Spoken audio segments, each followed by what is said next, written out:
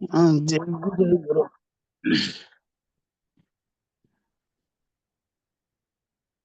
గురు బ్రహ్మ గురు విష్ణు గురుదేవో మహేశ్వర గురు సాక్షాత్ పరబ్రహ్మ తస్మై శ్రీ గురవే నమః. ఓం నమో బ్రహ్మాదిభ్యో బ్రహ్మ విద్యా సంప్రదాయ కర్తృభ్యో వంశ ఋషిభ్యో మహద్భ్యో నమో గురుభ్యః. సర్వోపప్లవరహిత ప్రజ్ఞాన ఘన ప్రత్యగర్ధో బ్రహ్మైవాహమస్మి అహం పదార్థరహితః. గురవే సర్వలోకానాం విషజే భవరోగిణాం నిదయే సర్వ విద్యానాం శ్రీ దక్షిణామూర్తయే నమః. ఓంకార పీఠ సిద్ధాంతం బ్రహ్మ విద్యోపదేశిక శ్రీమన్నారాయణం సూర్యం సద్గురుభ్యో నమో నమః. యాజ్ఞవల్కం చ జనకం సుఖ సాందీపమీశ్వరం కృష్ణమర్జున సంయుక్తం ఉద్ధవం చ నమో నమః. బ్రహ్మానంద యోగీంద్రం రామానంద జ్ఞానేశ్వరః సహజానంద యోగీశ రామావధూత గురుం భజామి. అంబికా శివయోగేంద్రం వేమన యోగి సద్గురుం నిరంజన వెంకయార్య తిరువెంగళ గురుం భజే. శ్రీధర స్వామి యోగేంద్రం శివరామాఖ్య దీక్షితం కంబాలూరి అప్పబ్రహ్మం సద్గురుభ్యో నమో నమః. పరశురామ సీతారామ భాగవత కృష్ణ యోగినః పీల్కాన లక్ష్మణార్య సద్గురుభ్యో నమో నమః. బృహద్వాసిష్ట సిద్ధాంతం పూర్ణబోధోపదేశిక శ్రీ వెంకటేశ్వర యోగీంద్రం సద్గురుభ్యో నమో నమః.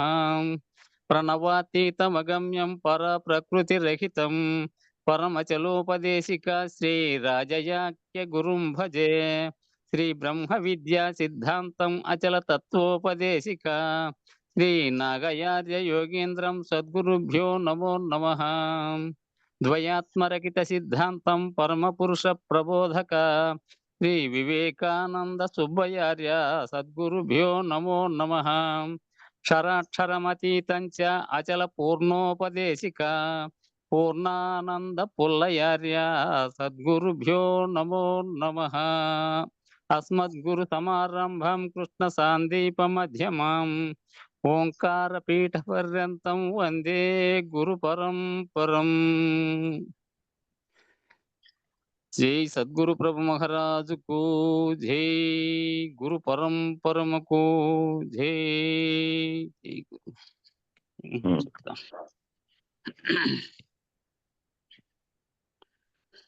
పాదుకాస్తం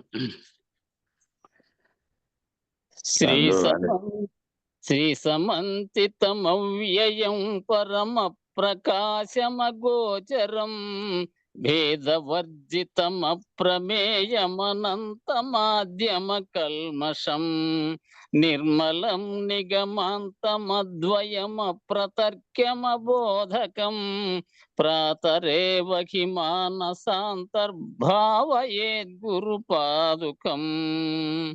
నాద బిందు కళాత్మకం దశనాద భేద వినోదకం మంత్రరాజ విరాజితం నిజ మండలాంతర్భాషితం పంచవర్ణమఖండమద్భుతమాది కారణమచ్యుతం ప్రాతరేవ హి మానసాంతర్భావయేద్గురుపాదుకం.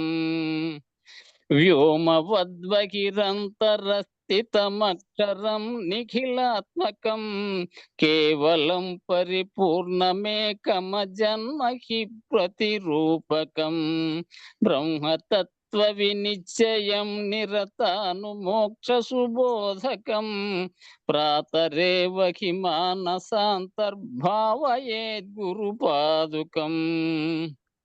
బుద్ధి రూపమబుద్ధితం త్రికయైకకూట నివాసినం నిశ్చలం నిరత ప్రకాశక నిర్మలం నిజమూలకం పశ్చిమాంతరఖేళనం నిజ శుద్ధ సంయమి గోచరం ప్రాతరేవ హి మానసాంతర్భావయేద్గురుపాదుకం.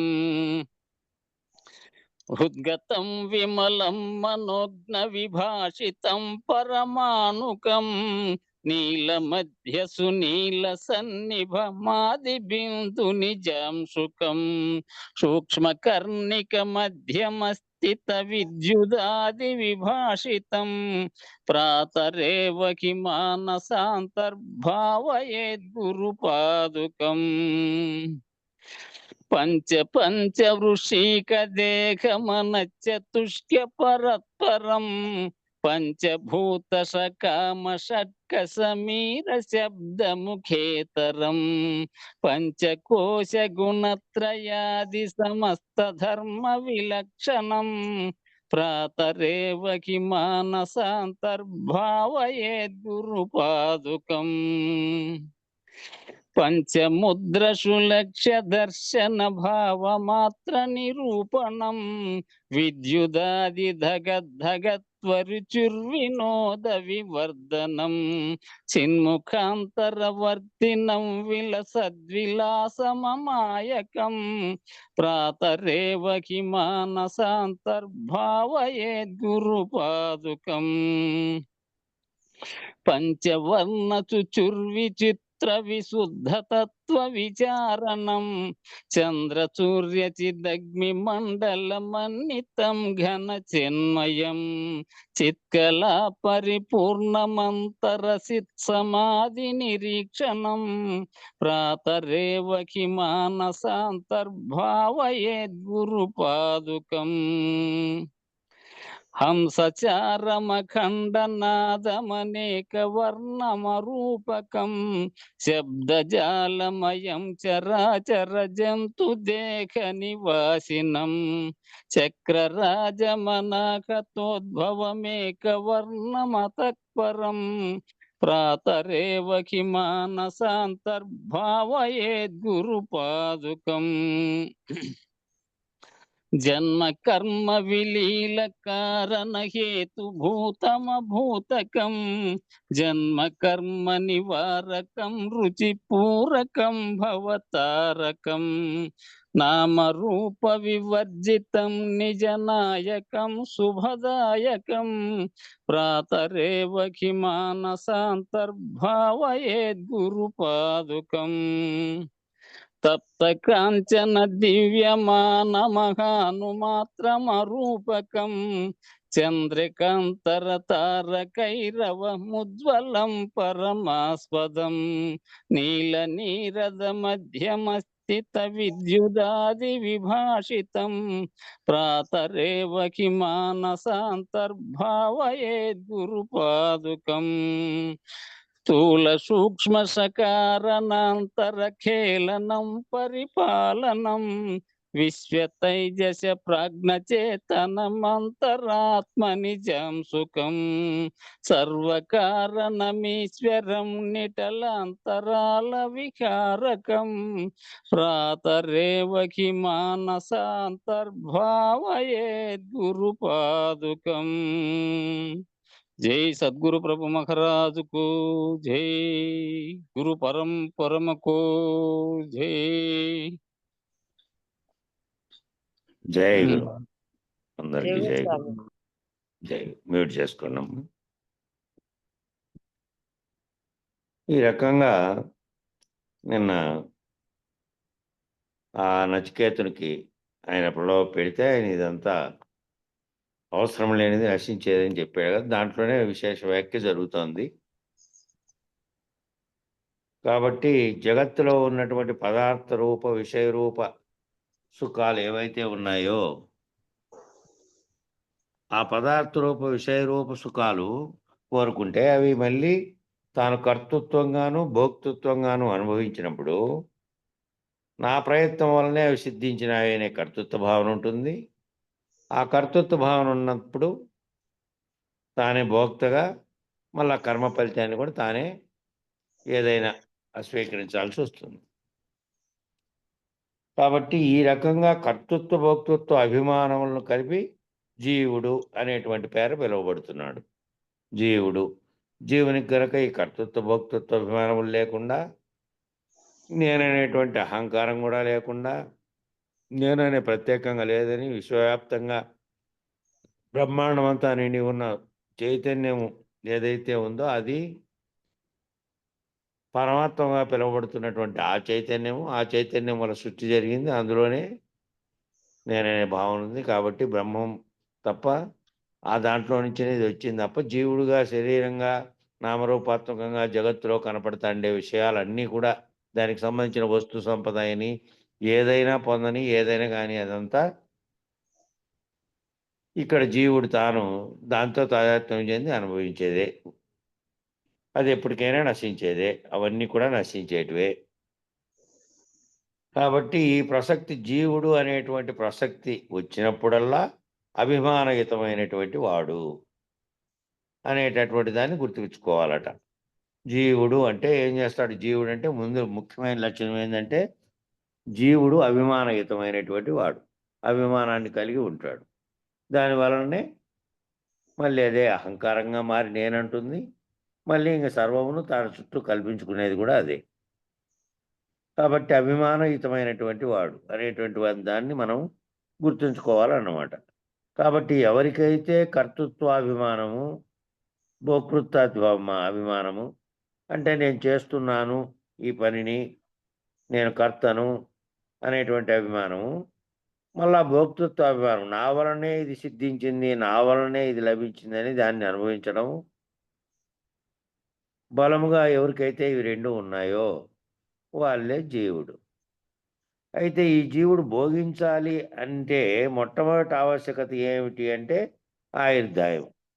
ఈ జీవుడు ఇదంతా భోగించుకుంటూ, ఇదంతా అనుభవించుకుంటూ ఉండాలి అంటే ఏముండాలి ముందు? ఆయుర్దాయం ఉండాలి. లేదంటే ఎప్పుడో ఇంక ఇవన్నీ అనుభవించే స్థితి లేకుండా 10 ఏండ్లు, 5 ఏండ్లు, 4 ఏండ్లు, 3 ఏండ్లు, 2 ఏండ్లు ఇంగా పుట్టేటప్పుడు కొందరు, గర్భంలోనే కొందరు ఇట్లా ఆయుర్దాయము అనే దాన్ని బట్టి వారి జీవితం కొనసాగుతుంది. వాడు చేసిన సంచిత ప్రారంభ కర్మలను బట్టి కొంతమంది ప్రారంధవశంతో చిన్నప్పుడే ఇదైపోయే వాళ్ళుంటారు. అనేక మంది జన్మించగానే బాలారిష్టముల వలన ప్రారంధవశమై, బాలారిష్టాల వల్ల, ప్రారంధవశం వల్ల శైశవావస్థలోనే మృత్యువుకు గురవుతూ ఉన్నారు. ఇంగా చిన్నప్పుడు పసిపేడుగా ఉన్నప్పుడే మృత్యువుకు గురవుతూ ఉన్నారు. మరి వారేం భోగించారని? మరి ఏమి భోగించలే. వాళ్ళు గత జన్మలో ఏవైనా జేసింటే అవి ఉంటాయి కొన్ని ప్రారంధం వల్ల వచ్చినేటివి సంచిత కర్మల వల్ల ఉండొచ్చు గానీ, ఈ జన్మలో అయితే ఏ భోక్తృత్వాభిమానం, కర్తృత్వాభిమానం లేదు గదా పాపం వాళ్ళకు. చిన్న పిల్లలుగానే ఉన్నట్లే. ఏ ఒక్క కర్మల్ని ఇక్కడ చేయకనే ఇదవుతూ ఉంటారు. వారికి భోగ్య సుఖం లేదు. భోగించినటువంటి సుఖము లేదు. అంతకుముందు ఏదైనా వచ్చింటే కర్మ, ఆ కర్మ దాంతో పాటు వచ్చింటుంది. అది అట్లే మళ్ళీ ఈ జన్మలో గూడా ఈ అనుభవించినప్పుడు మాత్రమే కర్మ తీరిపోతుంది. లేదంటే అదేమవుతుంది? ప్ర ఆగామి కర్మగా మారి వచ్చే జన్మకు కర్మకు తీసుకెళ్తుంది. కాబట్టి ఈ బాలారిష్టముల వల్ల ప్రారబ్ధవశమై శైశవావస్థలోనే మృత్యువుకు గురై చనిపోతూ ఉంటారు పిల్లలు. ఏమి భోగించరా భోగ్య సుఖం లేదు, భోక్తృత్వం లేదు, కర్తృత్వాభిమానములు లేవు, ఇంద్రియ వికాసం లేదు. ఇంగా ఇంద్రియాలు, అవయవాలు కూడా పూర్తిగా బాగా తయారు కాలే. విషయ వికాసం లేదు. విషయాల పట్ల ఆలోచన లేదు పసిబిడ్డలు కాబట్టి. బుద్ధి వికాసం ఏర్పడకముందే, బుద్ధి కూడా వికసించకముందే తనువు చాలించేటటువంటి వారు కొంతమందున్నారు. బుద్ధి కూడా వికసించకముందే పాపం శరీరం ఏదో ఒక ప్రమాదం వల్లో, ఒక అనారోగ్యం వల్లో, ఇతరత్రా కారణాల వల్ల శరీరం చాలిస్తుంది. అటువంటి అల్పాయుష్కులు మరలా ఉత్తర జన్మలందు దీర్ఘాయుష్కులై పుట్టాలనే ఆసక్తి చేత పుడతారన్నమాట. అట్లాంటి అల్పాయుష్కులు ఏమైతారు? మళ్ళా ఉత్తర జన్మలంటే రాబోయే జన్మల్లో దీర్ఘాయుష్యులై అప్పుడేమో దీర్ఘాయుష్కులై పుట్టింటారంట. పుట్టాలనే ఆసక్తి ఉంటుంది కాబట్టి ఆ విధంగా పుట్టింటారంట. ఈ రకంగా ఏది లోపిస్తే ఈ జన్మలో ఇది లోపించింది కాబట్టి, ఆయుష్ లోపించింది కాబట్టి వచ్చే జన్మలో ఎక్కువ కాలం జీవిస్తారు. అట్లా పుట్టాలనే ఆసక్తి ఉంటుంది. మళ్ళా దీర్ఘాయుష్కులై పుట్టింటారు. ఆ ఆసక్తి చేత పుడతారన్నమాట. ఈ రకంగా ఏది లోపిస్తే ఆ లోపించిన దానిని పూరించాలి అనేటటువంటి దృక్పథం కలిగిండేవాడే జీవుడు. ఏది లోపించిందే నాకు ఇది లోపించింది, అది కలగాలి ఈసారి అనేటువంటి కోరికతో ఉంటాడనమాట. లేదంటే ఈ జనంలో ఏమనుకుంటుంటాడు, జీవుడుగా భావించబడుతుంటాడు కాబట్టి ఎప్పుడైనా కానీ స్వామి నాకు మంచి జన్మ కలగని, మళ్ళా వచ్చినప్పుడు మళ్ళా ఈసారి చాలా బేదరికంగా ఉన్నా ధనవంతుడు కాబట్టని, లేదంటే ఇంకా ఎక్కువ ఆయుస్సు ఉండే తట్టుబట్టని, మధ్యలోనే ఈసారి 40 ఏళ్ళకి అనారోగ్యమైంది. ఇట్లా కోరికలన్నీ ఉంటాయి లోపల. సార్ 40 ఏళ్ళకే ఏదో మంచంలో పడి అనారోగ్యం వచ్చిందే అని భావించేవాళ్ళు. మళ్ళా జనంలో బాగా ఆరోగ్యవంతంగా నిండు నూరేళ్ళు బతికేటట్టు చేయి స్వామి అని ముక్కునేవాళ్ళు. ఇట్లా రకరకాలని కోరికలన్నీ లోపల ఉన్నాయి కాబట్టే ఉండేటివే మళ్ళీ అవి ఆసక్తులుగా మారి అవి మళ్ళా ఆ రకంగా పుడతారన్నమాట మళ్ళా. ఈ రకమైన కోరికలతో. జన్మేమో తప్పదు. అయితే ఈ రకంగా ఏది లోపిస్తే ఆ లోపించిన దాన్ని పూరించాలనేటువంటి దృక్పథం కలిగిన వాడే జీవుడు కాబట్టి, సాధారణంగా ఈ జగత్తులో మానవుడు తాను సుఖంగా జీవించడానికి ఏర్పరచుకోవాల్సినటువంటి ప్రణాళికలు, ప్రాతిపదికలు ఏవైతే ఉంటాయో వాటి యందు కలిగినటువంటి లోపమును పూరించడానికే తన జీవితమంతా గడిపేస్తుంటాడు. జీవితమంతా దేనికి గడుపుతున్నాడప్పా అంటే తాను సుఖంగా జీవించడానికి ఏమేం కావాలో అవన్నీ ఏర్పరుచుకోవడానికి దానిలకు ప్రణాళికలు, మళ్ళా దానికి ప్రాతిపదికలు అన్నీ తయారు చేసుకొని తాను ఏ విధంగా అయితే బాగా సుఖంగా బతకగలడో దాని గురించే చింతిస్తుంటాడనమాట. దాని గురించి ఆ భోగభాగ్యాలన్నీ కల్పించుకుంటూ ఉండడానికి సరిపోతుంది. వాటి యందు కలిగినటువంటి లోపములను పూరించడానికి, వాటి యందు ఏంటో లోపాలుంటే ఆ లోపాలు పూరించుకోవడానికి తన జీవితమంతా గడిపేస్తూ ఉంటాడు. అట్లా గడిపేసినందువల్ల ధనం లేకపోవడం వల్ల ఏ సుఖము ఏర్పడడం లేదని, ధనం మిక్కుటంగా సంపాదిస్తే ఏది కావాలంటే అది కొనుక్కోవచ్చని, కాబట్టి ఏం చేస్తుంటాడు, ధనం సంపాదిస్తే వస్తువులు కొనుక్కోవచ్చు. పోతే గంటలోనే అన్నీ కొనుక్కొని కావాలంటే లారీకేసుకురావచ్చు కానీ, డబ్బు బాగా ఉంది కాబట్టి అన్ని వస్తువులు కొనుక్కోవచ్చు అంటే వస్తువులే కొనుక్కోవచ్చు. ఆరోగ్యాన్ని కొనుక్కోలేడు, ఆయుష్షుని కొనుక్కోలేడు. ఇంకా ఎక్కువ కాలం ఉండేటట్టు ఏదైనా. ఉన్నట్లుండి ఏం జరుగుతుందో ఎప్పుడు తెలీదు. అట్లా జీవితమంతా గడిపేస్తూ ఉండడమే గాక, ధనం లేకపోవడం వల్ల ఏ సుఖము ఏర్పడడం లేదని, ధనమును మిక్కుటంగా సంపాదించాలనేటువంటి ఆ కాంక్షకు లోనవుతాడు. కాంక్షకు లోనైతాడు. ఎంతగా సంపాదించాలి అంటే దానికి ఇంక పరిమితి లేదు. సరిపోయేటట్టుందిలే, నాకు జీవించడానికి సరిపోతుంది. ఇంక నా గురించి గాని, లేకపోతే పరమాత్మ గురించి గాని, లేకపోతే ఈ జగత్తు ఏర్పడిండేది దాని గురించి గాని, లేకపోతే ఈ పెద్దలు నడిచిన వేదాంత మార్గంలో గాని, నా మూలం నేను తెలుసుకుందామనే విచారణలో గాని, దేంట్లోకి ఇంక పోడు. ఇదే టైం సరిపోతుందనమాట. డబ్బులుంటే ఏందైనా సంపాదించొచ్చు. ఇంకా అనేటువంటి దాంట్లోకి పోతుంటాడు. ఒక పరిమితి వచ్చిందిలే, ఆ పరిమితి కాటికే చాలు. నేను నా జీవితంలో సరిపోయినంత సంపాదించిన. ఇక పెద్దయినాను. పిల్లలు ఎవరికి వాళ్ళు సెటిల్ అయ్యారు. ఇంక ఇటు నుంచి వాళ్ళు చూసుకుంటారులే నాకెందుకు అనేటటువంటి తత్వంతో ఉన్నాడు. ఇంక మళ్ళా తాను దాంట్లోనే తనకుండేటువంటి అనుభవంతో వాళ్ళకి అనుభవం లేదు పోగొట్టుకుంటారని ఇంకా తాను కృషి చేయడం మొదలుపెడతాడు. ఆ కృషి అంతం కాదు ఇంగది. ఎంతగా సంపాదించినా దానికి పరిమితం ఉండదు. మనకు హాయిగా మనం జీవించేటటువంటి దాంట్లో ఏ లోటు లేకుండా ఉంటే హాయిగా ఇంక తృప్తి పడొచ్చు. కాబట్టి మానవుడు అమితమైనటువంటి ధనమును సంపాదించాలనేటువంటి ఆసక్తికి లోనవుతాడు. మితిమీరినటువంటి సుఖములను అనుభవించాలనేటువంటి ఆసక్తికి లోనవుతాడు. మితిమీరిన అనుభవాలన్నీ పొందాలనేటువంటి ఆసక్తికి లోనవుతాడు. తద్వారా ఇంద్రియములన్నీ బలహీనపడిపోతాయి. దానివల్ల ఏమవుతాయి, ఈ ఇంద్రియాలు కూడా అరిగిపోయేలాంటివే కాబట్టి, ఈ శరీరంలో ఉండేటువంటి ఇంద్రియాలన్నీ కూడా ప్రాణం ఒక్కటి నీకు ఆయుస్సు కలిగినంత మాత్రాన ప్రాణముంది, ధనముంది, అన్నీ ఉన్నాయి. చేయి వంగదు, కాలు వంగదు, నడుము లొంగవు. ఇంకేంది ఇంక నడిచేదే కష్టము. ఇంకేంది భోగభాగ్యాలన్నీ అనుభవించేది. ఆ స్థితి శరీరంలో ఉండే ఇంద్రియాలు కూడా అన్నీ కూడా ప్రాణంతో పాటు అన్నీ కూడా దాని దశలను బట్టి అవి ప్రవర్తించినాయి, బాగున్నాయి, దృఢంగా ఉన్నాయి. 20 ఏళ్ల యువకుడు దృఢంగా ఉన్నాయి. వయసు అయిపోయే కొద్దీ శుష్కించడం మొదలైనవి. అప్పుడు మొదలైన తర్వాత ఏం చేస్తావు? ఇంద్రియాలన్నీ బలహీనపడిపోయిన తర్వాత ఎంతగా అయితే ఇంద్రియ నిగ్రహం కలిగి ఉంటాడో, ఇంద్రియ జయాన్ని కలిగి ఉంటాడో, అంతగా అవి సశక్తివంతములై సమర్థవంతములై పనిచేస్తాయి. ఈ ఇంద్రియాలన్నిటినీ దీని మీద నిగ్రహం ఎవరికైతే కలిగి ఉంటాడో, ఎవడైతే ఇంద్రియ జయాన్ని కలిగి ఉంటాడో, ఈ ఇంద్రియాలన్నీ పనిచేసే దాని మీద అదుపు కలిగి ఉంటాడో, వాడికి అవన్నీ సశక్తివంతములై సమర్థవంతములై పనిచేస్తాయి. ఏదైనా కోరికలు కలగని, తినే దాని మీద కలగని, ఆహా! ఈ పదార్థం ఎంత రుచిగా ఉంది, ఎంత అద్భుతంగా ఉంది అని అపరిమితంగా తిన్నారనుకో, శరీరం లావెక్కి, బరువెక్కి ఇంకా రోగాలకు కూడా కారణమవుతుంది. కాబట్టి అదుపులో దాన్ని పెట్టుకోవాలి. నాలుక రుచులు చూస్తుంది కాబట్టి కోరకూడదు. మాట్లాడడం ఇంకా, అది ఒక ఇంద్రియము. మాట్లాడేది ఇష్టం వచ్చినట్టు మాట్లాడడం. దానివల్ల అనేక రకమైనటువంటి కర్మ ఫలితం వచ్చేదే కాక మళ్ళీ శత్రుత్వం కూడా వస్తుంది. ఇట్లా కాబట్టి అన్నిటినీ అదుపులో బాహ్యేంద్రియాలు, అంతరేంద్రియాలు నిగ్రహాన్ని కలిగి ఉండడమే సాధకుని యొక్క శమధమాది షట్క సంపత్తిలో ఇవన్నీ వచ్చినాయి. బాహ్యేంద్రియాలు, అంతరేంద్రియాల నిగ్రహాన్ని కలిగి ఉండాలని. నిగ్రహం లేకుండా ఉన్నప్పుడు ఏమవుతాయి? అవి బలహీనపడిపోతాయి.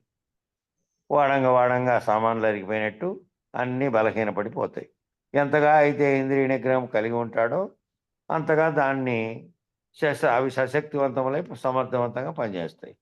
ఎంతగా అయితే అవి బలహీనమైనటువంటి స్థితిలో ఉంటాయో అవి పటుత్వాన్ని కోల్పోయి సమర్థవంతమైనటువంటి ప్రతిఫలాన్ని ఇవ్వలేవన్నమాట.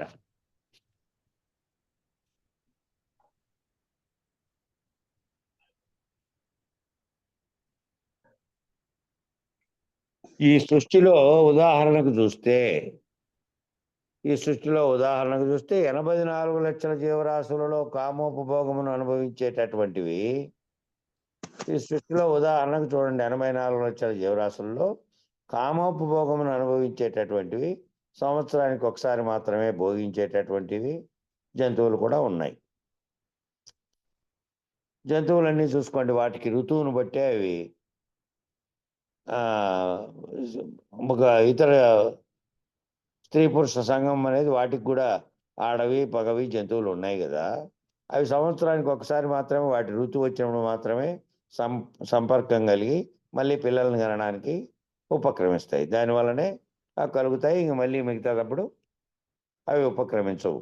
ఎందుకంటే వాటికి శరీరానికి బట్టి ఉంది, మిగతా దానిలాగా కాదు. వారికి శరీరంలోనే ఆ ఋతువు వచ్చి కోరిక కలిగితే తప్ప వాటికి మనసులో బట్టి ఉండదు తీవ్రత.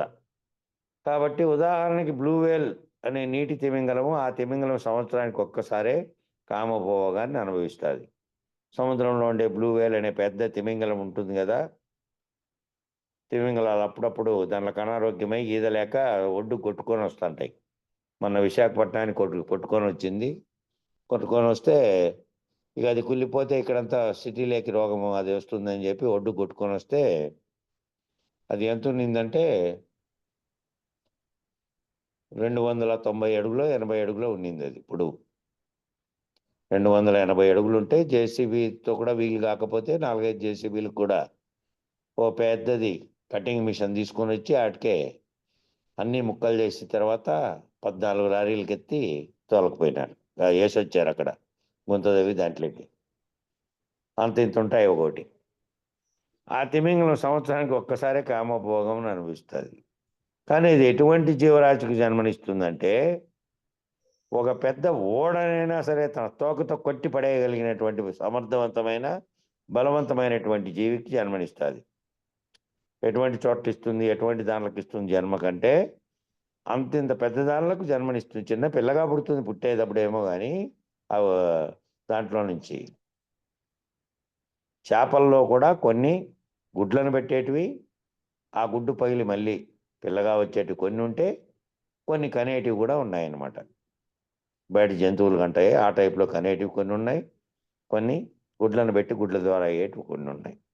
అట్లా అవి ఏమవుతాయి, అది ఎంత పెద్దగా అవుతుంది అంటే ఓ తోకతో ఇట్లా కొడితే పెద్ద స్టీమర్ కూడా అల్లాడుతుంది, నీళ్ళల్లో ఉంటుంది కదా, స్థిరంగా భూమి మీద ఉండేది కాదు కాబట్టి ఇటు అటు కదులుతుంది, కదిలించగలుగుతుంది అంత పెద్ద దానిని కూడా, అంత ఉంటుంది దానికి.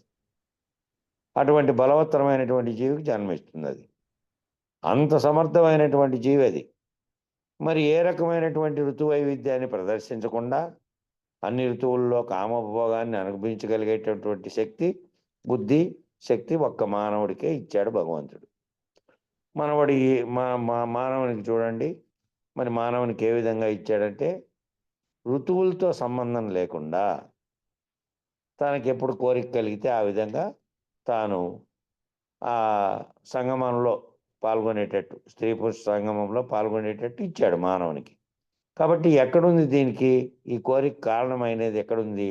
దానిలాగా ఋతువులోను శరీరంలో లేదు మానవునికి, ఒక్క బుద్ధిలో ఉంది. బుద్ధి శక్తిలోనే ఇచ్చాడు. బుద్ధి కలిగితేనే, బుద్ధి యొక్క ప్రేరణతోనే పాల్గొనగలడు, మిగతా వాటిలాగా కాదు.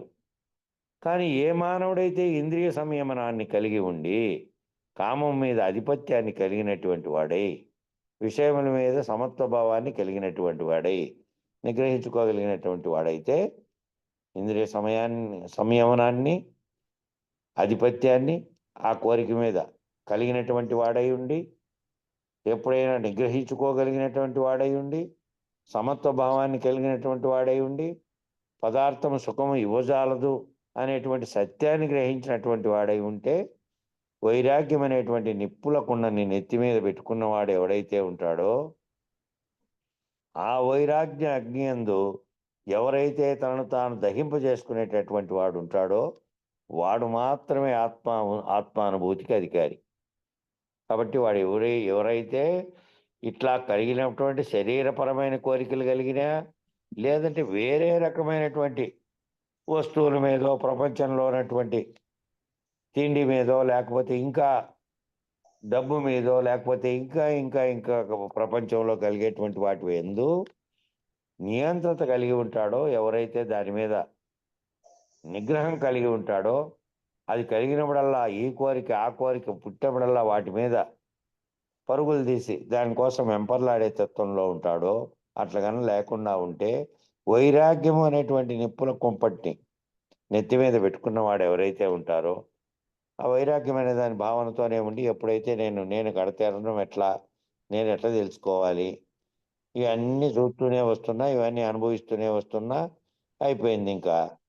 ఇవన్నీ దీనివల్ల ప్రత్యేకంగా ఏందో లభించేదనేది ఏందీ లేదు. అట్లా కనుక శాశ్వతంగా లభించేటట్టయితే ఇంతకుముందు ఒకసారి అనుభవించిన తర్వాత మళ్ళీ దాని ఆలోచన రాకుండా ఉండాలి కదా. అట్లా లేదు, పునఃపునః వస్తుంటాయి కాబట్టి వస్తున్నటువంటి జరిగినప్పుడల్లా ఇదంతా కేవలం కొన్నాళ్ళు ఉంటుంది, మళ్ళీ నశిస్తుంది అనేటి దాంతో నిగ్రహించుకున్నటువంటి వాడై నిరంతరము అటువంటి ఆలోచనలు అనేటివి లేకుండా ఎప్పుడో అవి కదా ఋతు ప్రకారం అట్లయినట్లు అట్లా నిరంతరం ఆ ధ్యాసలో కాకుండా వైరాగ్య అగ్ని యందు ఎవరైతే తనను తాను దహింపజేసుకునేటటువంటి వాడు ఉంటాడో, ఎవరైతే ఆ విధంగా వైరాగ్యం అనే నిప్పుల కుంపను ఎత్తుకొని ఆ యజ్ఞ యందు నేను దహింపబడాలి. దహింపబడడం అంటే శరీరం అంటుకోవడం కాదు. ఏదైతే ఆ వైరాగ్యం అనేటువంటి అగ్ని ఉందో దాని యందు నేను జ్ఞానం పొందుతూ ఉంటే, జ్ఞానాగ్ని దగ్ధ కర్మాని అని చెప్పిన సూత్రం ప్రకారం జ్ఞానాన్ని తెలుసుకొని భ్రాంతులు నడిచే కొద్దీ కర్మలన్నీ పోతూ ఉంటాయి, కర్మలను తొలగించుకుంటాను జ్ఞానాన్ని పొందే కొద్దీ అని. అట్లా జ్ఞానాగ్నిలో దహించేటటువంటి వాడు ఉంటాడో వాడు మాత్రమే ఆత్మానుభూతికి అధికారి. వాడు ఆత్మానుభూతి పొందడానికి, ఆత్మదర్శనం కలగడానికి, మహావాక్య విచారం ద్వారా తానే బ్రహ్మను, దానికంటే అన్యంగా ఏమీ లేదు అనేటువంటి సర్వము కూడా ఆ గుర్తెరిగే చైతన్యం అనేటువంటి బ్రహ్మకి ఏ విధంగా సంకల్పంలో కలిగి ఆ సకల సృష్టికి కారణమైందో, దానికి కారణమైనది ఆత్మలో కలిగినటువంటి సంకల్పము, ఆ సంకల్పం వలనే సకల సృష్టికి మూలం బీజం అదే అనేటువంటి దానికి అర్హత పొందుతాడు అటు వరకు తెలుసుకొని. లేదంటే ఈ విషయాలు ఇప్పుడన్నీ చెప్పినవన్నీ ఏవేవైతే ఉన్నాయో కామపరమైన కోరికలు శరీరానివే గాక డబ్బు, వస్తువులు, ప్రపంచం కంటి ముందర కనపడుతోంది కాబట్టి, సకల భోగ వస్తువులు కనపడుతున్నాయి కాబట్టి, వాటి మీదనే వాటి కోసమే వెంపర్లాడతారు లేదండి. కాబట్టి ఎవరైతే ఈ వైరాగ్యగ్ని యందు తమను తాము దహించుకునేటువంటి వాళ్ళు ఉంటారో వారు మాత్రమే ఆత్మానుభూతికి అధికారి. అందువలనే ఇక్కడ ఈ వరంలో చెప్పినటువంటి ఇస్తానన్నటువంటి ప్రతి భోగమును కూడా నిరసించేటటువంటి ప్రయత్నాన్ని చేస్తున్నాడు నచికేతుడు. నచికేతుడు సరేలే నాకు ఇన్ని ఇస్తానన్నావు కదా, సరే సరేలే అని అన్నాడు అనుకో, ఇవన్నీ కూడా అటువంటివే కదా ఇప్పుడు పైన చెప్పినటువంటివి. కాబట్టి వద్దు నాకు, ఇవన్నీ వద్దు, ఈ ఇస్తానన్నటువంటి ప్రతి భోగము కూడా నాకు వద్దు. ఇంకా ఆ పిల్లోడేం భోగాలు అనుభవించకపోయినప్పటికీ, చిన్న వయసులో ఉన్నప్పటికీ వద్దు. దాని పట్ల తనకింకా ఆసక్తి అవి ఏర్పడేటువంటి వయసు కూడా లేదు కాబట్టి నిరసించినాడు. ఇస్తానన్నటువంటి ప్రతి భోగం కూడా నాకొద్దు. ఆ ప్రయత్నం చేస్తున్నాను. నాకు ఇదే చెప్పు నువ్వు అని యముడిని అడుగుతున్నాడు. ఆత్మవిద్యనే చెప్పు నాకు. నాకు ఈ ఇస్తానండి ఈ రాజ్యాలు, ఈ స్త్రీలు, ఈ పరిచారికులు, ఈ సేవలు చేసేవాళ్ళు, పుత్రులు అంటే కొడుకులు, మనవళ్ళు, మళ్ళా వాళ్ళకు మళ్ళా నూరేండ్లు ఆయుష్, ఇవన్నీ ఏమొద్దు నాకు. నాకు ఇదొకటే తెలియజేయి అని అడిగారు. ప్రయత్నం చేస్తున్నాను నచికేతుడు.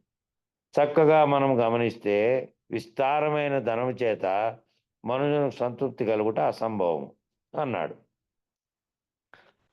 చూడండి మరి, విస్తారమైనటువంటి ధనం చేత చక్కగా మనం గమనిస్తే విస్తారమైన ధనంతో మనిషికి సంతృప్తి కలుగుతుంది అనేది అసంభవం.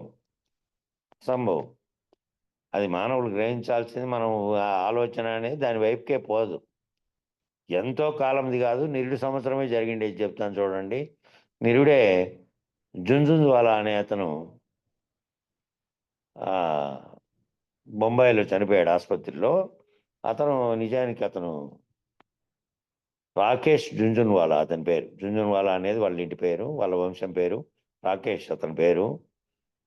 అతను 5,000 రూపాయలు తీసుకొని ముంబైకి వచ్చి చిన్న కిరాణా కొట్టు కాడ మొదలుపెట్టి మళ్ళీ ఆ దాంట్లో సంపాదించిన డబ్బులు ఇంక కిరాణా కొట్టు మూసేసి ఆ డబ్బులతో ఏం చేశా అంటే స్టాక్ మార్కెట్లో ప్రెడిక్ట్ చేసి ఏవేవైతే కంపెనీల షేర్లు వాటిలోనే నిమగ్నమయ్యి బాగా పరిశీలించిన తర్వాత దానికి వచ్చిన నాలెడ్జ్తో పెట్టుబడులు పెట్టుకుంటూ వెళ్ళాడు.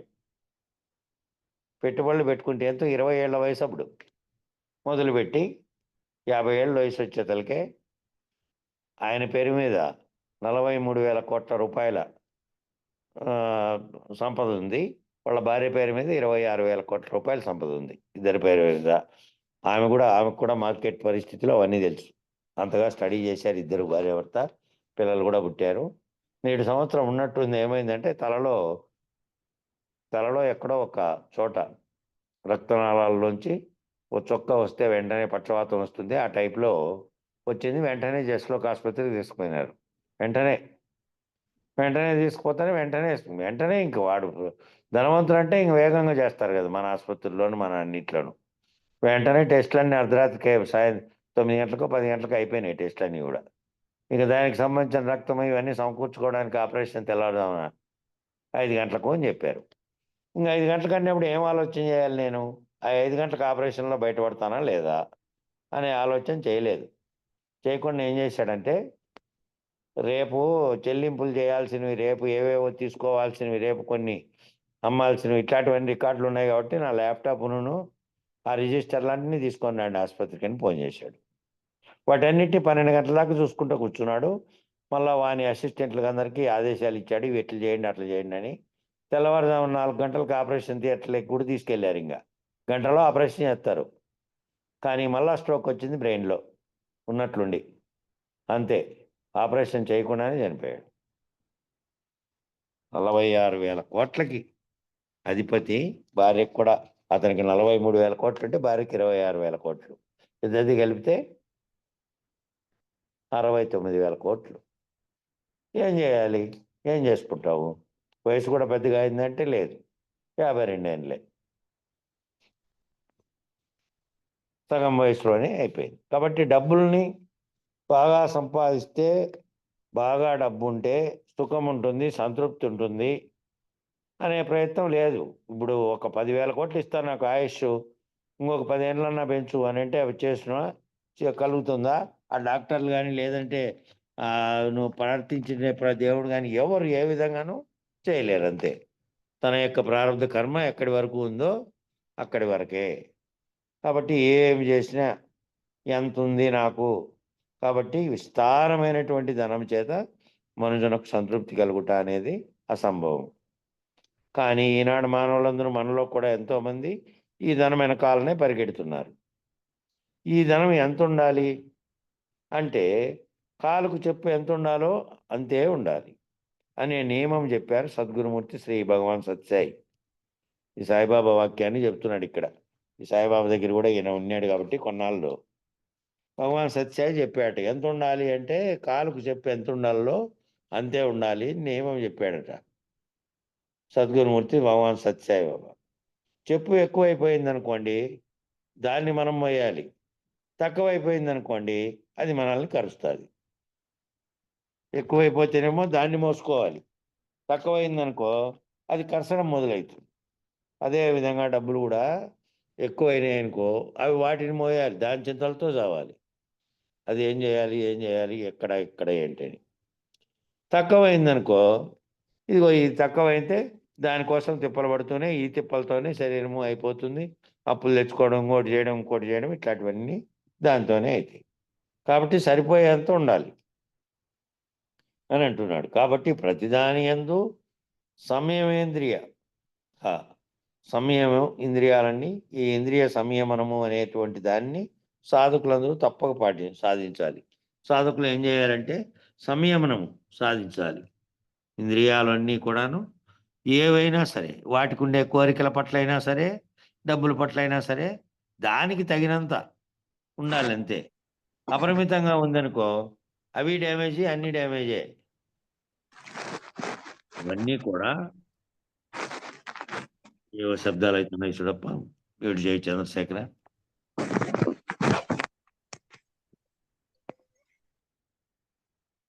కాబట్టి అపరిమితంగా కావాలి నాకు అని దేన్ని కోరినా కూడా అదంతా ఉండదు.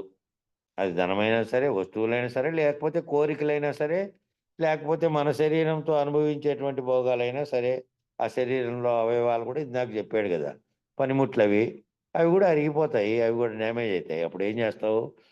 డబ్బులు ఉన్నాయి, అన్నీ ఉన్నాయి, ఆయుష్ కూడా ఉంది, పనిముట్లన్నీ అరిగిపోయినాయి, ఏం చేస్తావు? కాబట్టి ఏ ఏ వయసులో ఏ ఏ స్థితిలో అనుభవించాల్సినవన్నీ అనుభవించినాం ఇంకా. కాబట్టి విపరీతంగా పెట్టుకోవాల్సినటువంటి ఆలోచనలు పెట్టకూడదు.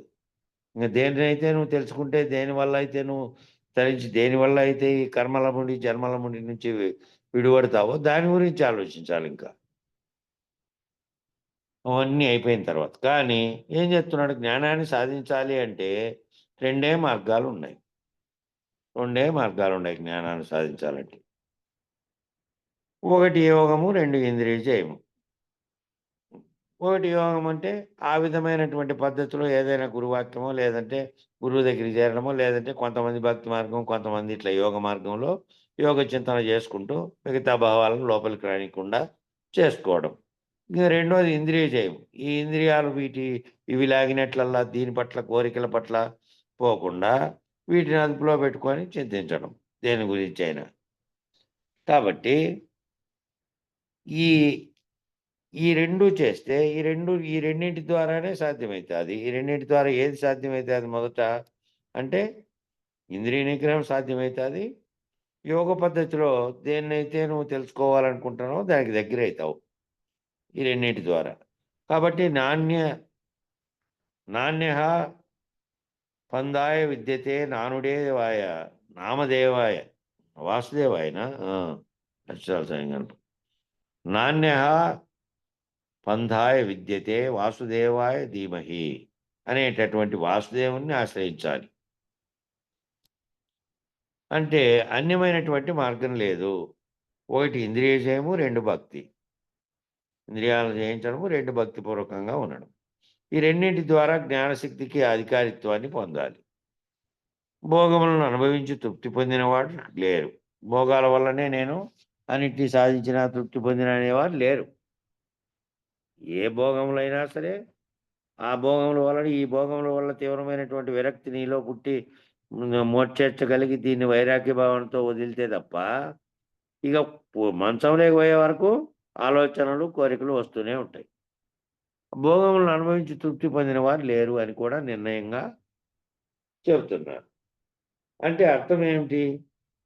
కారే రాజులు రాజ్యములు గలుగవే, గర్వోన్నతిని పొందరే, వారేరి సిరిమూటం గట్టుకొని పోవంజాలరే అనేటువంటి భాగవత పద్యాన్ని గనక గుర్తిస్తే, కారే రాజులు రాజ్యములు గలుగవే, ఎంతోమంది రాజులు, చక్రవర్తులు ఈ భూమిని పరిపాలించారు. ఎంతోమంది మహనీయులైనటువంటి వాళ్ళు, ఎంతోమంది మంచి చరిత్ర కలిగినటువంటి వాళ్ళు, యశక్కాములైనటువంటి వాళ్ళు, కేవలం కీర్తి కోసమే మంచి పనులు చేసి పనిచేసినటువంటి వాళ్ళు ఉన్నారు. కేవలం యుద్ధకాంక్షతో భూమిని పొందే కోసం యుద్ధాలు చేసిన వాళ్ళు ఉన్నారు. అవతల శత్రువులను ఓడించి చంపి వాని రాజ్యాన్ని బీక్కున్నోళ్ళు, ఇట్లా రకరకాలందరూ ఉన్నా కూడా వీళ్ళందరూ ఎవరైనా కానీ ఉన్నారా?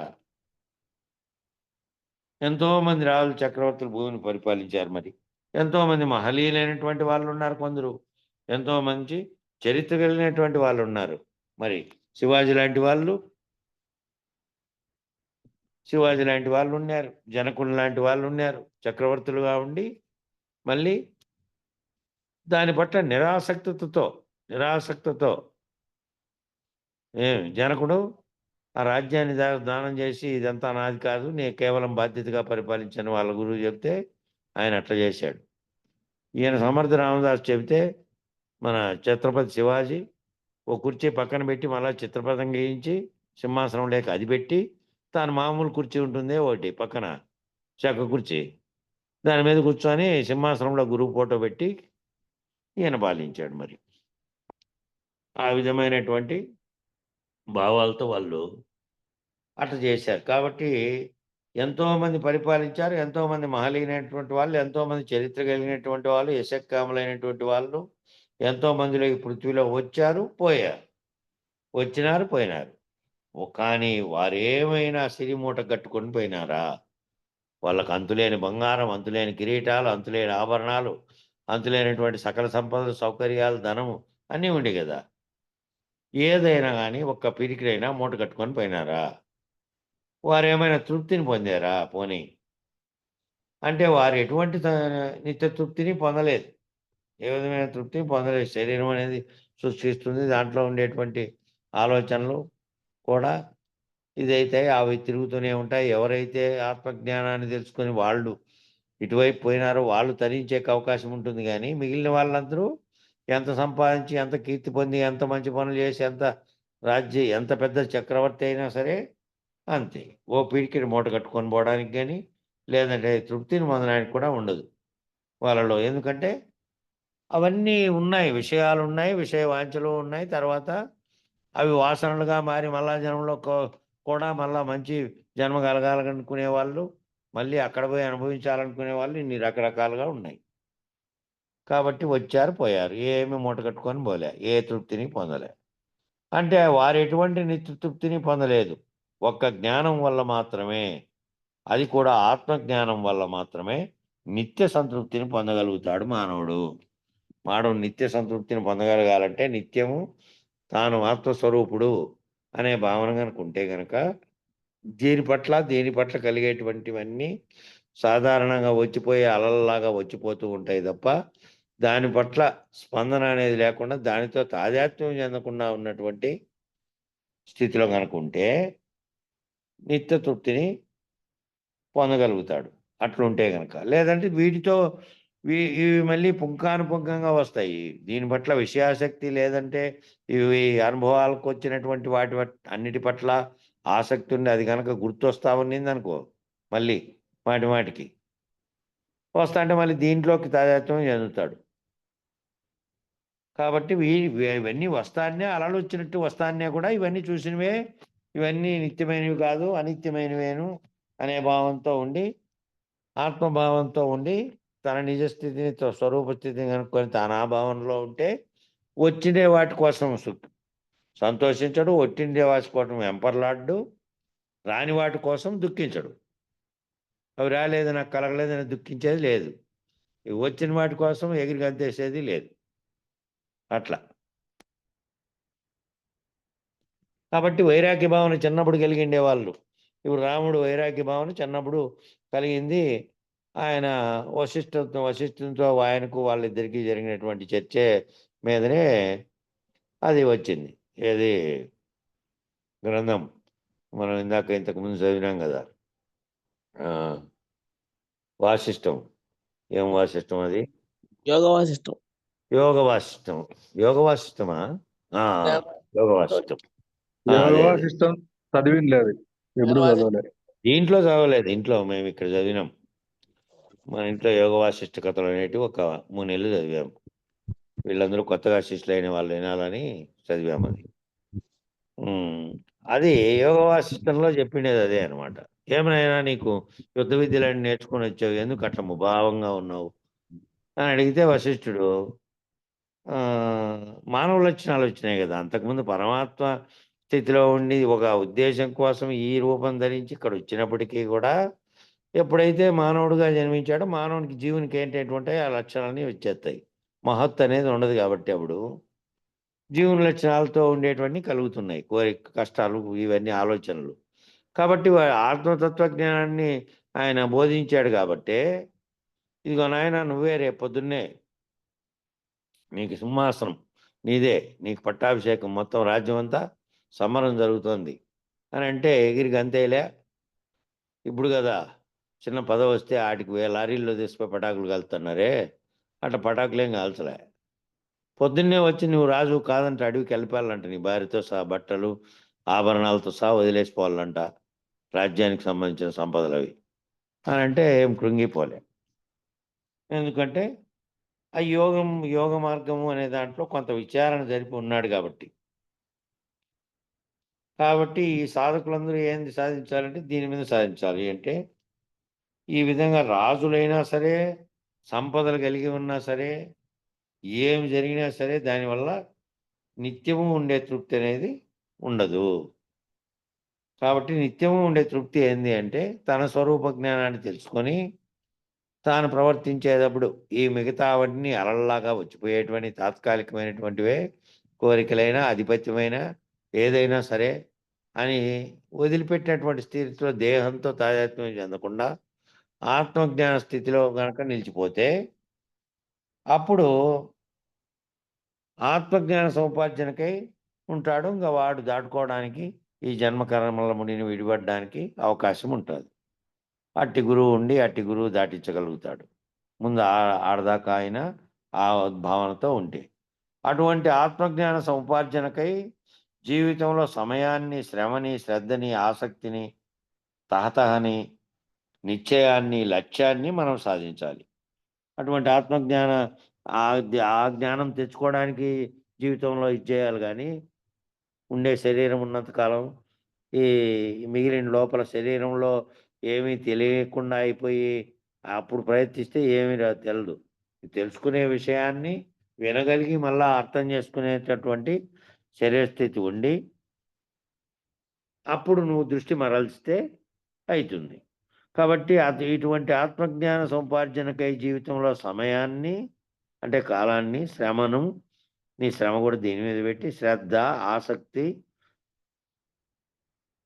ఈ శ్రద్ధ, ఆసక్తి ఇవన్నీ దాంట్లో వచ్చాయి. మన సాధకుడుగా మన సాధనా సంపత్తిలోనే వచ్చాయి. ఎందుకని సాధనా సంపత్తి పరుడైనటువంటి వానికే ఇవ్వండి అనేదేమో మన పూర్వం చెప్పారు. ఆ 12 ఏళ్ళు అనేది ఎందుకు పెట్టారు? 12 ఏళ్ళు గురువు దగ్గర పోయి సేవ చేయాలి అని గురుకులాల్లో ఆ కాలంలో ఎందుకు పెట్టారంటే దీనికే పెట్టారు.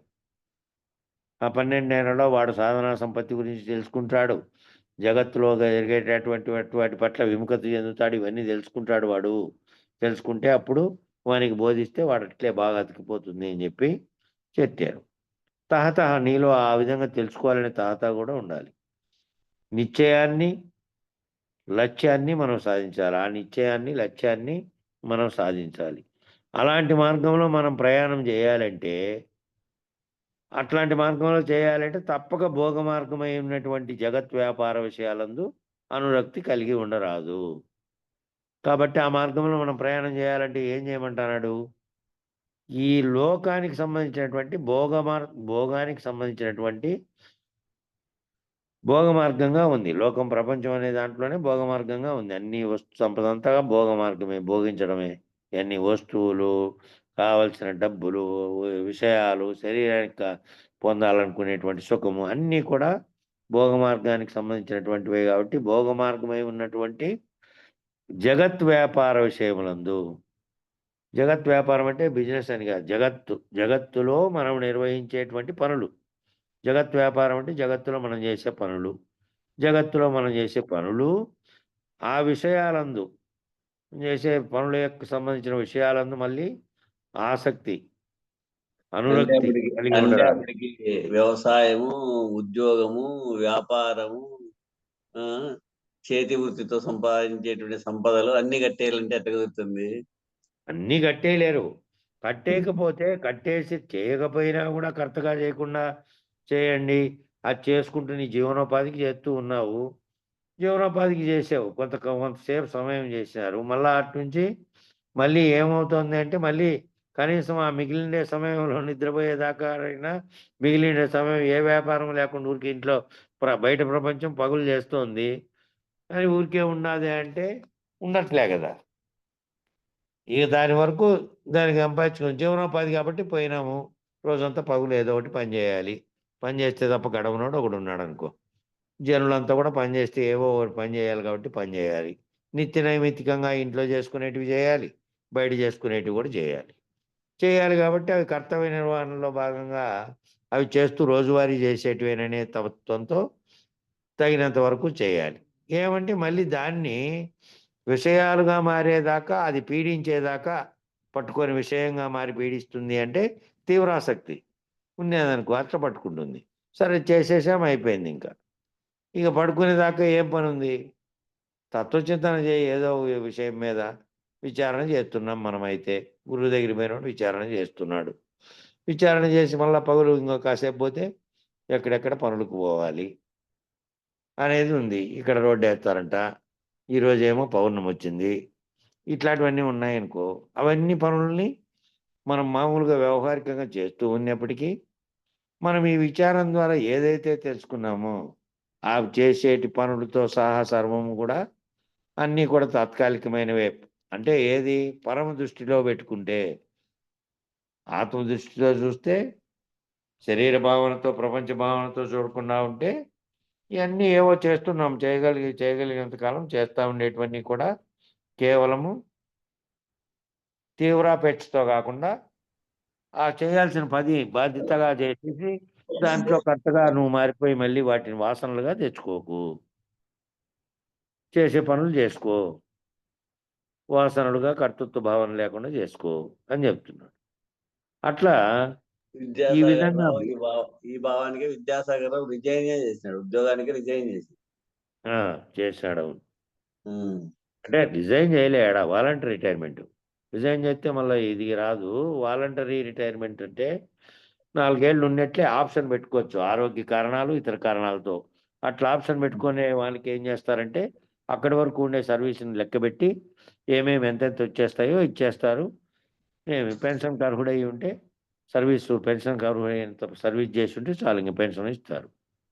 ఇప్పుడు కొత్తగా చేరినోళ్ళకి పెన్షన్ రాదు. అప్పుడు చేరినోళ్ళందరికీ పెన్షన్ ఉంది. 2004లో పెన్షన్ తీసేశారు కేంద్ర ప్రభుత్వం. అవును. అప్పటి నుంచి ఆ 2004 తర్వాత చేరినోళ్ళకి లేదంతే. అంతకుముందు చేరి ఉద్యోగంలో పనిచేసి రిటైర్ అయిన వాళ్ళందరికీ పెన్షన్ ఉంది.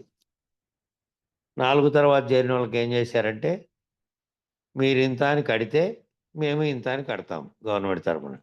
ఆ డబ్బు ఎంతైతే ప్రోగ్ అయ్యి ఉంటుందో ప్రావిడెంట్ ఫండ్‌లో, దాని వడ్డీని పెన్షన్‌గా ఇస్తామని పెట్టారు. దాన్ని తీసేయమనే వీళ్ళు చెప్తే అది కేంద్ర ప్రభుత్వ చట్టం అనేది తెలియక జగను వచ్చిన 24 గంటల్లో తీసేస్తానని చెప్పినాడు. ఎందుకంటే చట్టం గురించి, రాజ్యాంగం గురించి తెలీదు అతనికి. మళ్ళా వచ్చిన తర్వాత అయ్యో! అది నా చేతిలో కాదంట ప్రధానమంత్రి చేయాలంట. ఎవడో నాకు సలహా ఇస్తే నేను చెప్తే ఇది అని చెప్పాడు. అట్లా తెలియక చెప్పినాడు అది. అట్లా ఏవైనా కూడా ఉద్యోగాలకు సంబంధించినవైనా బాధ్యతలు ఆయన ఏం చేశాడంటే, వంతులే ఇంతకాలం చేశాం గదా! అన్నిటికీ అర్హత సాధించిన పెన్షన్‌కు అన్నిటికి. ఇంగ ఈ 4 ఏండ్లు పోనీలే. వాళ్ళ కొడుకు పెళ్లి చేశాడు. పెళ్లి చేస్తానే వాళ్ళ కొడుకు, కోడలు కొన్నాళ్ళు ఇక్కడ బంధువులందరి దగ్గర గడిపి ఒక 2 నెలలు ఎళ్ళిపోయారు. ఇద్దరు ఫారిన్‌లో పనిచేస్తారు. వాళ్ళెక్కడో పని చేస్తూ ఉంటే, ఈడెవరు లేకుండా ఉంటే, ఎందుకు దీని పట్ల నాకన్నట్టు ఈ ఉద్యోగం గూడా కొంచెం కష్టమైనది గదా! ఈయన మన గడిచిన 5 ఏళ్లలో టార్గెట్లు పెట్టడం, తర్వాత ఈ పార్టీలన్నీ దూరాయి రాజకీయాల పార్టీలు. కాబట్టి మానసికంగా ఎట్లుంటుందంటే తలకాయలు తింటా అంటారు. ఫీల్డ్‌లో పని చేయాలంటే మామూలు విషయం గాదు అది. ఒక్కోసారి తీవ్రమైనటువంటి కొంతమంది తట్టుకోలేని వాళ్ళు గూడా ఉంటారు. అంత ఒత్తిడి ఉంటది దాంట్లల్లో గూడా. ఎందుకు ఈ ఒత్తిడంతాను అన్నట్టు ఆయన ఏం చేశాడంటే, వాలంటరీ రిటైర్మెంట్ తీసుకున్నాడు విద్యాసాగర్‌రావు. ఎందుకంటే ఈ మిగిలిన కాలాన్ని దీనికే గడుపుదాము అని. మళ్ళీ చూడండి వాళ్ళ తండ్రి అంత వయస్సుంటే ఇప్పటికి కూడా ఆయన విరమించలే. ఆయన గూడా ప్రజాసేవ అనే కార్యక్రమాల్లో చల్లపల్లిలో ఒక వృద్ధులందరితో సహా ఒక సంఘాన్ని ఏర్పరిచి, యువకులు కూడా చేయలేని పనిని వీధుల్లో శుభ్రం చేయడం, అన్నిటి పట్ల ఊర్లో ఉండే మంచినీళ్ళ పట్ల, ఊర్లో ఉండే అన్ని విషయాల పట్ల ఆయన చెట్లు అధిపతి పెంచడం, దాంట్లో నీళ్లు పెట్టడం నీళ్లు అదంతా పెట్టడం, చెట్లు పెట్టడం, అంతా వీధులు చేస్తాడు. శుభ్రం చేయడం, అవును. మొత్తం సంఘ సేవా కార్యక్రమాలు చేస్తున్నాడు వాళ్ళ తండ్రి. ఎంత హ్మ్. 85 90 అవును. వయసులో గూడా. ఇంకా బాగా ఈయనకంటే బాగా లావున్నాడు. బాగా లావుగా విశాలంగా ఉన్నాడు. ఆ! హ్మ్. వాటిలో కార్యక్రమాలు ఈ మధ్య దానికి ఆ గ్రామానికి ఇదొచ్చింది. పురస్కారం వచ్చింది. కేంద్ర ప్రభుత్వ పురస్కారం వచ్చింది అవును. ఆ గ్రామానికి. శుభ్రత అవును. ఇవన్నీ పాటించినందుకు. హ్మ్. కాబట్టి అవి ఆ విధంగా వాళ్ళకు ఉన్నా కూడా ఉండేదాన్నే ఎందుకులే ఇంక మిగతా 4 ఏండ్లు ఏమి ఆ జీతం ఇంక పెన్షన్ వస్తుంది. ఇంక ఇన్నాళ్ళు చేశామని చెప్పి వాలంటరీ రిటైర్మెంట్ తీసుకున్నాడాయన. అట్లా తీసుకొని అది తీసుకున్న తర్వాత గూడా ఏదో వాళ్ళకి సంబంధించిన సొంతం ఏమన్నా చేసుకుంటున్నారా? ఏదనంటే కాదు. వేదాంత బోధకు సగం జీవితం కేటాయించింటే, మిగిలిన సగం సంఘానికి సంబంధించిన పనుల్లో లోక కళ్యాణం. కేటాయించుకున్నారు. లోక కళ్యాణం లోక కోసమే. కళ్యాణం కోసం కేటాయించుకొని పని చేసుకుంటూ ఉన్నారు. హ్మ్. కాబట్టి ఆ విధమైన దాంట్లో అంతో ఇంతో తృప్తి ఉంటుంది. కాబట్టి ఆత్మజ్ఞాన సముపార్జనకై జీవితంలో సమయాన్ని, శ్రమను, శ్రద్ధని, ఆసక్తిని, తహని, నిశ్చయాన్ని, లక్ష్యాన్ని మనం సాధించాలి. అలాంటి మార్గంలో మనం ప్రయాణం చేయాలి అంటే తప్పక భోగమార్గమైనటువంటి జగత్ వ్యాపార విషయంలో అనురక్తి కలిగి ఉండరాదు. విరక్తి ఉండడం అవసరం. కానీ అనురక్తి లేకుండా చూసుకోవడం ముఖ్య అవసరం. అనురక్తి ఉంటే ఏమైతుంది? అది ఇంగా అట్లట్లే తీవ్ర కోరికగా మారుతుంది. చేస్తాన్నామంటే చేయాలి కాబట్టి చేస్తాన్నాం అనే పద్ధతిలోనే ఉండాలి కాబట్టి తీవ్రమైనటువంటి ఆపేక్ష ఉండరాదు. ఈ రెండింటి మధ్య భేదాన్ని కొద్దిగా మనం గుర్తించాలన్నమాట. ఈ రెండిట్లోను మళ్ళా గుర్తించాలి భేదాన్ని అని చెప్తున్నాడు. ఏమిది అంటే మానవుడు ప్రతిరోజు తన శరీర అవసరమై భోజనం చేయాలి. అవసర నిమిత్తమై. మానవుడు శరీరాన్ని పోషించాలి గదా! మరి దాని మీద అనురక్తి అంటే మానవుడు భోజనం చేయకుండా ఉంటే ఎట్లా? ప్రతిరోజు తన శరీర అవసరం కోసం నిత్యం భోజనం చేయాలి. అనురక్తి లేక వైరాగ్య భావంతో చేయాలి. అంతేగాని ఇందాక అదే చెప్పిండేది. బాగా ఉంది పదార్థం కాబట్టి గంపడ తినడం, పదార్థం బాగలేదు కాబట్టి పిడికిడి తినడం అని గాకుండా శరీరానికి సరిపోయేంత, మనకు అరగగలిగేంత, మనము జీవించడానికి సరిపోయేంత నీరసించకుండా. అంతే తినాలి. వైరాగ్య భావనతో చేయాలంట అది గూడా. ఆ భోజనం అనేది. కాబట్టి ఈశ్వర ప్రసాద భావంతో చేయాలి. అది ప్రసాదంలాగా ఆహారం అనేది ఈశ్వర ప్రసాద భావంతో చేయాలి. అట్లాంటప్పుడు మాత్రమే అది సాధ్యమవుతుంది. అలా గనక ఆచరించకపోయినట్లయితే అది సాధ్యపడదు. అట్లా ఆచరించకపోతే సాధ్యపడదు. ఆహారం బాగా ఉన్నప్పుడు కోరిక కలిగించుకొని, మళ్ళీ నాకు ఇట్లయితేనే సరిపోతుందని జెప్పి, మళ్ళీ ఏం చేసి ఏంది ఈ పొద్దు ఇట్ల కొల్లబెట్టావని పెళ్ళాన్ని తిట్టి, ఇట్లుందే, అట్లుందే అని. అడవిలో మొత్తం అయిపోయి 10 మంది కూలోళ్ళు ఇంటికట్టుంటే ఏసిపోయిన గిన్నెలోటిది అయిపోతే కూర, అప్పటికప్పుడే ఆడుండే 4 ఉల్లిగడ్డలు పీకి, 2 పచ్చిమిరపకాయలు పీకి, గుండు కడిగి ఊరికే ఉత్తబండ మీద ఊరికే కచ్చా పచ్చాగా దంచి అదే వేస్తే సంగట్లేకి ఆ ఉన్నోళ్ళు మళ్ళీ ఊర్లోకి బాలేరు కదా. ఇప్పుడు అక్కడ ఆటోలా, లేకపోతే ఇప్పుడైతే ఆటోలో పోయి తీసుకురాపోరు అంటారు. అప్పుడు ఆటోలో ఏంటివి తోటలో పని చేస్తా అంటే ఊరికి కిలోమీటర్ దూరంలో ఏడో పోయి ఆ నూరింది వేసుకొని సంతృప్తికరంగా తిన్నారా లేదా, శరీరానికి సరిపోయేంత శరీరానికి ఆకలి అవుతుంది పెట్టాలి, అయిపోయింది, ఏదో ఒకటి నూరారు పెట్టినారు అట్లా అనమాట. ఇప్పుడైతే ఇంక అన్నం ఒక గంట సేపుకి అన్నం తినాలి, చాలా ఉడికి పెడుతుంది నాయనా, కోకో కోలా థమ్స్అప్ తీసుకురాపు 2 బాటిళ్ళు అని డిమాండ్ చేస్తారు. ఇప్పుడు మళ్ళీ మధ్యలో పోయి స్కూటర్ వేసుకొని పోయిరాపోరాను ఒకటి పోయిరాపు తీసుకురాపో. ఇంకా వాళ్ళకుండే కోరికలు అవన్నీ. మధ్యాహ్నం భోజనానికి 1 గంట సమయం ఉంది అండి. ఇప్పుడు ఏ ఇతర పదార్థాలు తీసుకోరాదు. ఏమవుతుందంటే అది తాత్కాలికంగా చల్లగా ఆనందంగా అనిపించినప్పటికీ 1 గంటలో అన్నం తింటాం కదా. ఈ పదార్థం ఏమో మళ్ళీ టైం అయింది కాబట్టి అందరూ తిన్నట్టు తినాలి, తిన్నారు, అదేమో అరిగింపజేసే శక్తిని దెబ్బతీస్తుంది లోపల. ఇదేమో శరీరంలో కడుపు నిండినట్టుగా చేస్తుంది తప్ప ప్రయోజనం అనేది ఉపయోగం లేకుండా పోతుంది. కాబట్టి అదంతా ఎట్లా తీసుకోవాలంటే ప్రతిదీ ఈశ్వర ప్రసాదంగా చూసేటువంటి ఉత్తమ లక్షణాన్ని మానవులు చక్కగా సంపాదించుకొని ఉండాలి. అలా ప్రసాద లక్షణాన్ని సంపాదించకపోయినట్లయితే ఏదో దొరికింది ఏదైనా కానీ, అంటే ఈ అన్నం ఒకటేనని కాదు, నీకు లభిస్తానేటివన్నీ కూడా నాకు లభించినవి నాకు అంతవరకు ఉంది అని అట్లా సంతృప్తితో ఉండాలి తప్ప తీవ్రమైనటువంటి దాని మీద ఆపేక్షగా ఉండకూడదు అని. కాబట్టి ప్రసాద లక్షణాన్ని సంపాదించకపోయినట్లయితే నువ్వు ఎంతగా ప్రయత్నించినప్పటికీ కూడా, ఎంత ప్రయత్నం చేసినా వైరాగ్యం అనేది అసాధ్యం. వైరాగ్యం కలగాలంటే వాటి పట్ల ఉండే భావమే ఏముంది దాంట్లోనని తిరస్కార భావమే ఉండాలి కదా. తిరస్కార భావం ఉండకుండా దాని పట్ల ఆసక్తి ఉండి, ఆ ఆసక్తి ఉండే దాని అదైతేనే నేను, నాకు అదైతే తినగలుగుతా, లేకపోతే ఆ వస్తువు ఉంటేనే నాకు ఉంటుంది అనే భావన ఉంది అంటే నీకు వైరాగ్య భావమే రాదు. వైరాగ్యం అనేది అసాధ్యం. వైరాగ్యం అంటే వాటి పట్ల విముఖత, అన్నిటి పట్ల, జగత్తుకు సంబంధించినటువంటి ఆహారం అయితేనేమి, సుఖాలైతేనేమి, వస్తువులైతేనేమి, ఏదైనా సరే వాటన్నిటి పట్ల తీవ్రమైన అనురక్తి ఉండరాదు. ఆ సమయానికి అది తీస్తున్న మనిషిగా జీవించావు కాబట్టి, శరీరం ఉంది కాబట్టి శరీరానికి కొన్ని అవసరాలు ఉంటాయి, అవసరం మేరకే దాన్ని వినియోగించుకోవాలి. కాబట్టి అందుకని అనురక్తి దేంట్లో ఉంది? అనురక్తి అనేది అంటే ప్రియాప్రియాలు దేంట్లో ఉన్నాయి? ప్రియము అంటే తీవ్రమైన ఇష్టం, అప్రియము అంటే వ్యతిరేకత, ఇష్టం లేకపోవడం.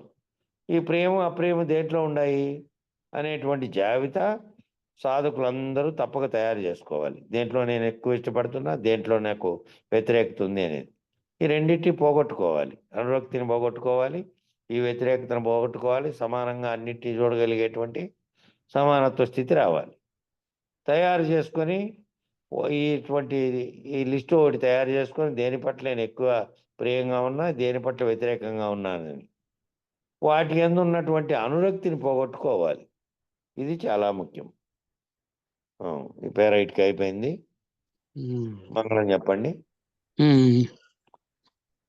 ధీర సంతత నిర్వికార నిర్మల నిర్విచార నిత్య నిరకార అశరీరా సార విహీన సంసార విధూర అవికార నిర్విషయ ప్రాచార నిరాధార మంగళము మంగళము సద్గురుదేవా మంగళము మంగళము పుట్టి గిట్టకయున్న ఎట్టి ద్వయరహితంబైనట్టి ద్వాదశి వస్తు గుట్టు దయబుట్టి అట్టే శిరమున చెయ్యి బెట్టి జన్మము కాడ ముట్ట ఎరుకను వీడగొట్టిన ప్రభురాయా మంగళము మంగళము సద్గురుదేవా మంగళము మంగళము కాలకాలము ఒక్క లీల నిలచియుండే కాచాల కల ఎరుకకు అవలయ్యే వేళ మూలము లేక గుర్తెరిగే శరీరమే కాలము లేదని కీలు తెలిపిన స్వామి మంగళము మంగళము సద్గురుదేవా మంగళము మంగళము ఎన్నడేమియునుగాకున్న బయలందెరుక ఉన్నదన్న మాట సున్న పరిపూర్ణమున్నది స్వప్నమందెన్నో దోచిన రీతి ఎన్నడి జగము లేదన్న సద్గురు రాయ మంగళము మంగళము సద్గురుదేవా మంగళము మంగళము సాటి లేని కృపతోటి బయలును చూసి పాటి ఎరుకను గోట మీటి ధరమేటి కోటి లింగయ్యకు ఈ సూటి నెరిగించిన ధీటు లేరేల్ సూరి కోటేశ్వర ప్రభో మంగళము మంగళము సద్గురుదేవా మంగళము మంగళము మంగళం గురుదేవాయ మహనీయ గుణాత్మనే సర్వలోక శరణ్యాయ సాధురూపాయ మంగళం. జై సద్గురు ప్రభు మహారాజుకు జై, గురు పరంపరముకు జై.